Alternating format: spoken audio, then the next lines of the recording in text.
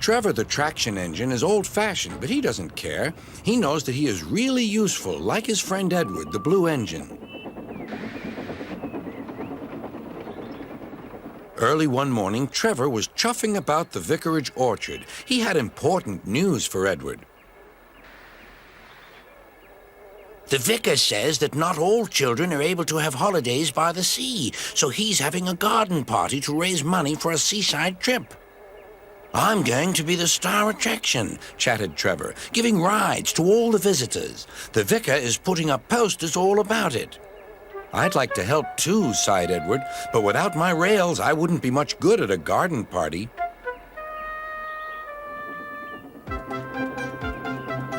It was a beautiful day, but Edward was worried.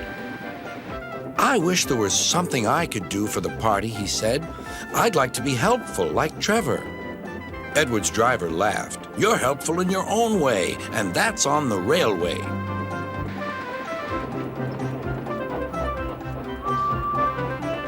Next day, it was Trevor's turn to look disappointed. He had bad news. The vicar's been so busy that he forgot to put up the posters. Now no one will know about the party. But Edward had an idea. Don't worry, he said. Everything is going to be all right. Then he explained to his driver. The vicar can paste his posters on my cab and coaches, so wherever I go, they'll go too. Well done, Edward, said his driver. I'm sure Sir Topham Hatt will agree.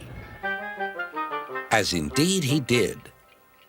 Edward steamed happily through the stations collecting his passengers. Look, they said, the vicar is holding a party. We must go to that. Later, Trevor was resting in the orchard shed when Bertie rolled by. Hello, Trevor. Why are you dozing there like an old stick in the mud? I'm not dozing. I'm resting, replied Trevor. Then he told Bertie about the vicar's party. I'll be there too, boasted Bertie. I'm not sure people will want to ride on an old traction engine after traveling in a smart red bus like me. The party day arrived. It had rained heavily during the night, and the orchard ground was soaked. Rain and mud won't spoil my day, said Trevor. No, indeed, agreed his driver. We'll stay on the road, then we won't get bogged down.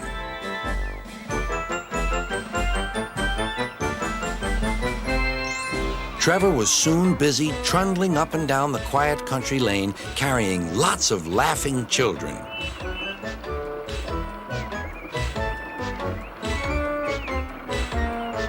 He was just turning a corner when he heard Bertie. Hello, old-timer. I'm taking everyone to the party. People have come from all over the island. Trevor gave Bertie a cheerful whistle and turned back toward the orchard. Then there was trouble. Help, I'm stuck, shouted Bertie. His wheels had sunk deep in the orchard mud. Terence the tractor arrived just in time. I'm the one who has to plow fields, laughed Terence. We'd better get you out of here.